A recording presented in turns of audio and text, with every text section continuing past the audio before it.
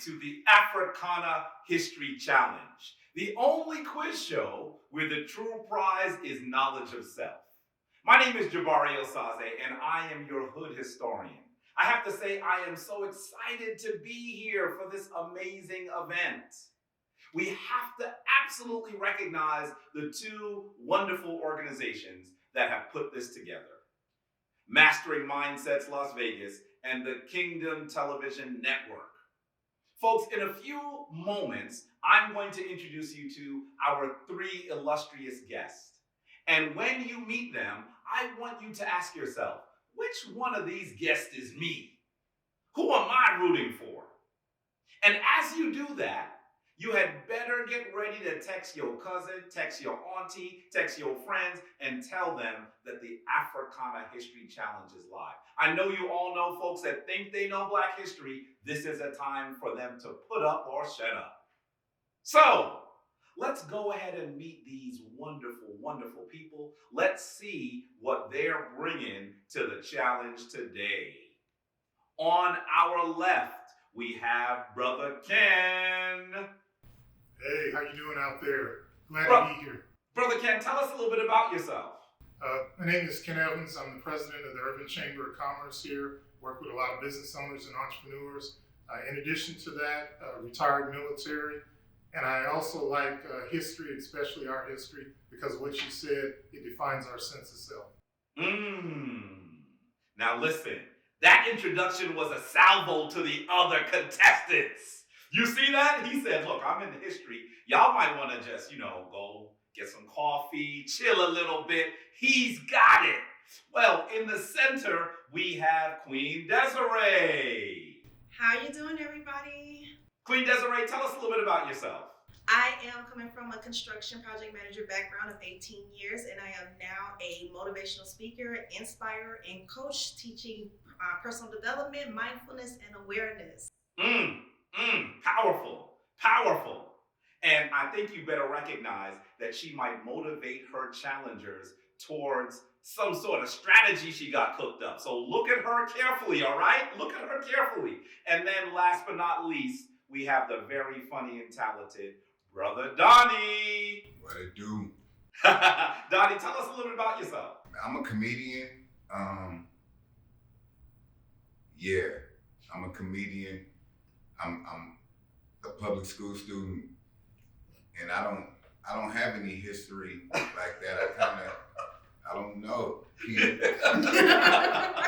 He's looking at us like, how did this happen to me? It's on, I'm a competitor. It's on.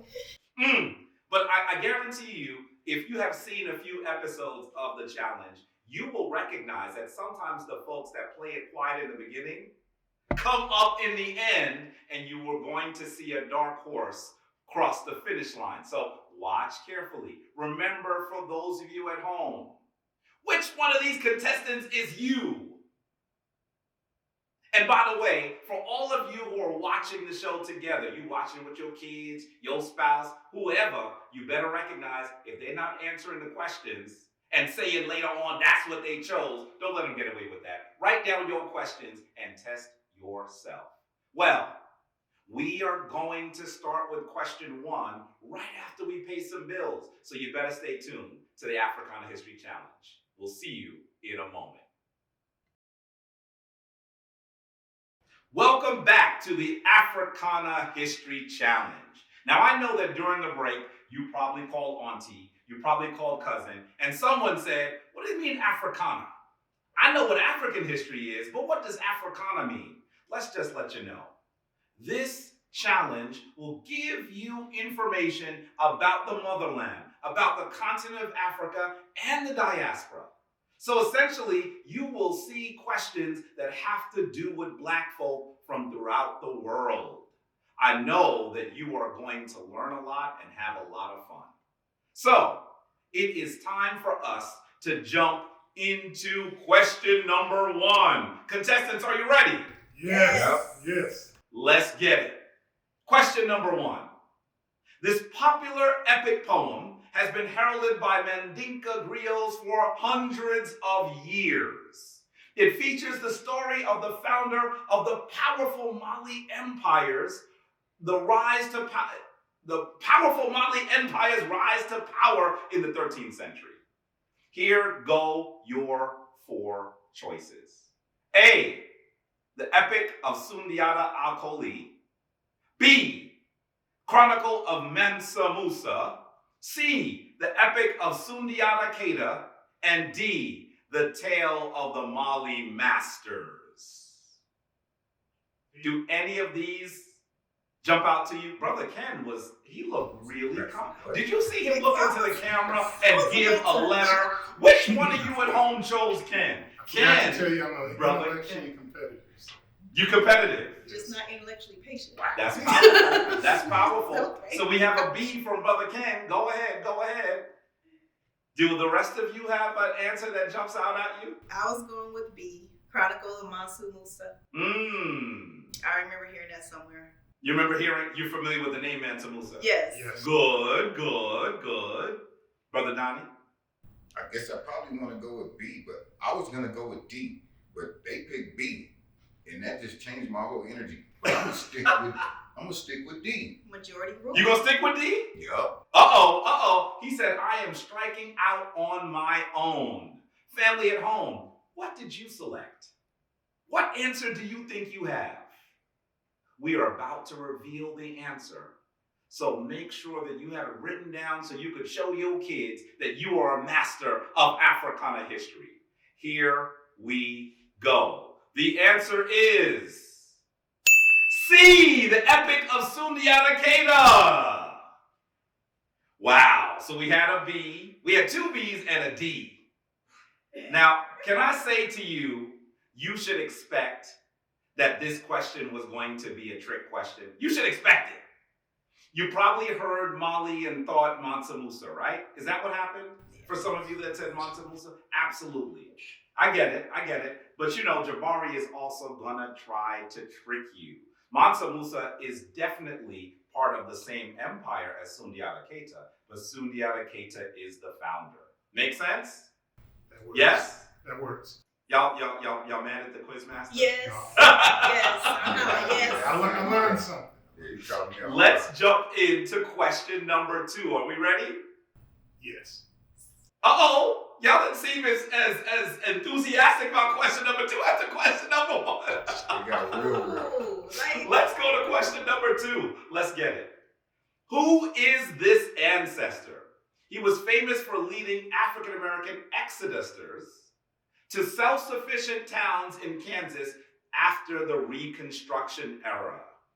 Here are your selections. A, James Lawton. B, Homer Plessy. C, Booker T. Washington. And D, Benjamin Pap Singleton. I'm going to go with A. You gonna go with A? Okay, go ahead. We got an A. I was going to go with A, James Lawton. The other ones don't look right. Is there a reason why both of y'all chose A? Who wants to give a reason? What do you think? I'm ruling out a couple of the names. Right. For some reason, Lawton sounds like maybe a city or a town that may have been established in Kansas. But it's an educated guess. That's an interesting way to think about it, because maybe the town was named after Lawton, and it sounds like that could be a town. That's the way to do it. That's his answer. Mine, I just decided it looked good. So with James Lawton, it looked good. It looked like the right answer, like Homer Plessy. I've never heard that name. Booker T. Washington, I know that wasn't his place. And Benjamin Pap Singleton, Pap sounded like he was probably making moonshine. So I just went with A. Oh, I love it. It sounds like he might have been a moonshiner. I don't know. Brother Donnie, what say you? Man, I know it ain't Booker.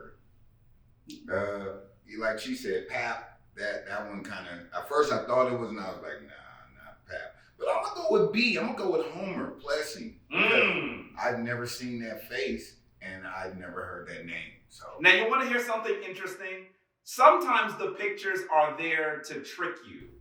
But this is actually the picture of the person who we're referring to.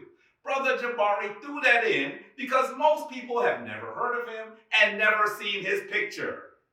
And so for those of you at home, This person who is pictured is really important to African Americans. As we talk about being self-sufficient, as we talk about actually developing our economic wealth and our political power, we should be looking at this person, shouldn't we? Yes. Absolutely. Well, let's reveal his name. The answer is Benjamin Pap Singleton.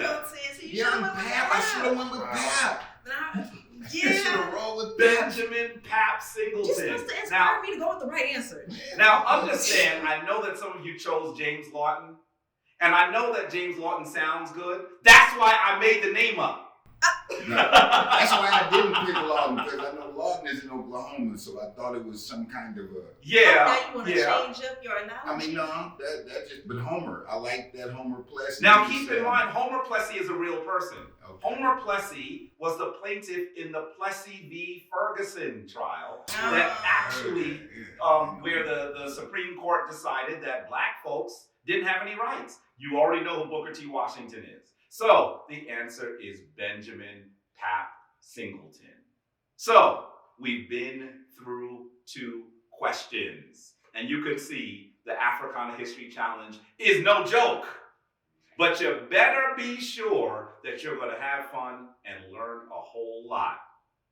When we come back from our commercial break, we will get into questions 3 and 4. Let's go and pay some bills. And you had better not move from where you're sitting, because the Africana History Challenge will continue. See you in a moment.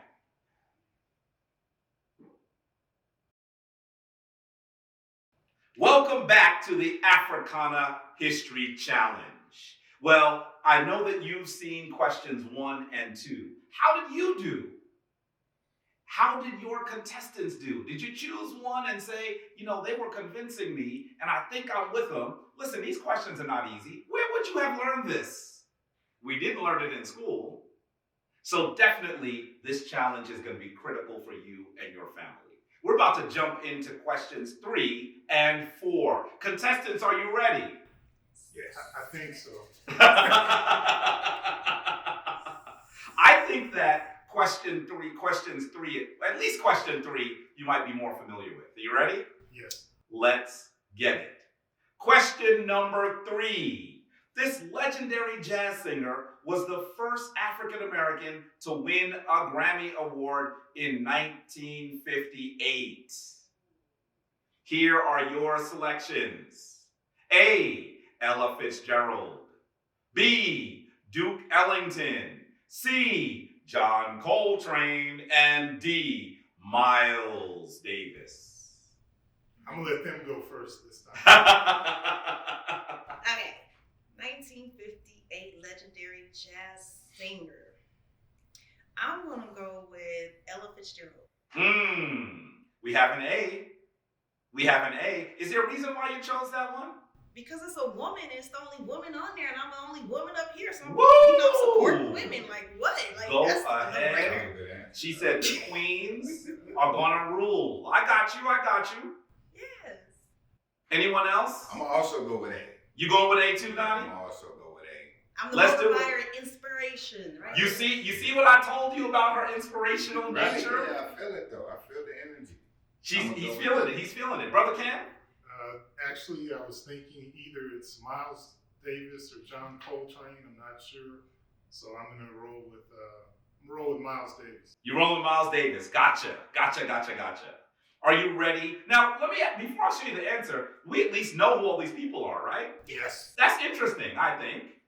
But which one of them was the first one to win a Grammy? We're gonna find out. Folks at home, don't let your uncle say he knows and he wrote something on a paper and he didn't show you the letter. This is time for him to put up. Let's do it. The answer is Ella Fitzgerald. Ella Fitzgerald. So, yes, she was the only queen in the question, and she was the first African American to win a Grammy. Really interesting. So it looks like we have 2 contestants that have gotten onto the board. And you should know that this is question number 3, so this is anybody's game, right? Are you ready for question number 4? Yes. Let's get it. Question number 4. This 12th century Ethiopian church was hewn out of a solid piece of bedrock in the shape of a cross. Here are your selections. A, the Church of St. George.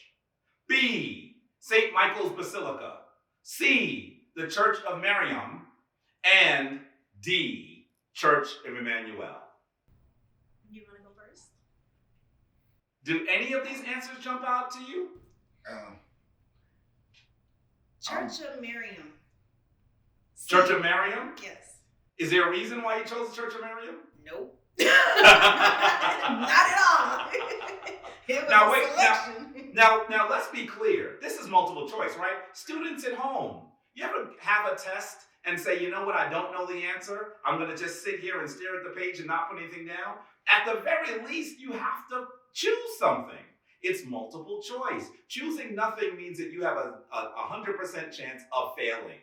So that is absolutely a proper strategy. By the way, often they say, statistically, C is often the right answer. Statistically. So that, you see, you think that Desiree is just choosing something. She was doing something here.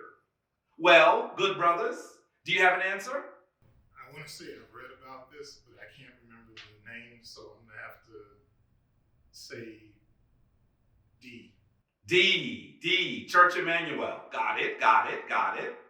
Brother Donnie? I'm just gonna go with, I'm gonna say St. George though. Okay, So you're y'all choosing got A. something different. Yeah, I'm gonna roll with St. George. He's choosing A. He's choosing Well, A. And let me ask, you see this picture? Yes. Yes. Does that look like what we're referring to? Yes. I'm going to Yes? say yes. Okay, that's good. Now, I'm going to say to you, the picture is the actual structure we're referring to. Okay, so there's no tricks here. That is literally it. Let's look at the answer. A, Church of St. George. Oh, he actually got One of something our right without contestants fighting has with pulled somebody. into the lead. Yeah. Y'all better respect He said, that. look, I'm a public school student, but maybe PS, whatever the number was, might actually be the winner. Do you see this? Church of St. George. By the way, sometimes you'll hear it called Bet St. George's, right? But you should know that this is actually the wonderful structure, Bet St. George. And you might actually see the image here of the church. It is 5 stories carved out of one piece of stone. I have been there. It is amazing. You should go see it. And you actually got See, that right right. now. He got it right. He got it right. You got something that's nice and like Woo! historical. You got it right. Now, folks, we have now been through 4 questions. And I'm 0 for 4. There's only one left. There's only one left. This means that at the conclusion of our commercial break, we will see who will be crowned the Africana History Challenge Master. I think that you should really sit where you are, put your phone on vibrate, do whatever you gotta do, because when we get back, we will see how this ends up. Let's pay some bills. We'll see you in a minute. Welcome back to the Africana History Challenge. Well, we have had a really interesting episode, folks. And you should know that this game is a close game. It's possible that we might even have to go to a tiebreaker. But you should know we are about to get into question 5, the final question, perhaps, of the day. Are you ready, contestants? I hope Yes. so. Woo. How are you doing at home? Do you know these answers? Remember, the goal is not to be cutthroat and beat up your whole family with your knowledge. Your goal is to teach as many people the history of Black folk as you can. So, let's get it. Question number 5. When British medical student Robert Felkin traveled to Uganda in 1878, he was surprised to see that traditional doctors were successfully performing which surgical procedure? A, heart surgery. B, appendectomy, C, the cesarean section, or D, cataract surgery? I know what I'm going with, but I'm not going to answer first. I'm Uh-oh, gonna answer strategy. So y'all go, because I already know what I want to go for.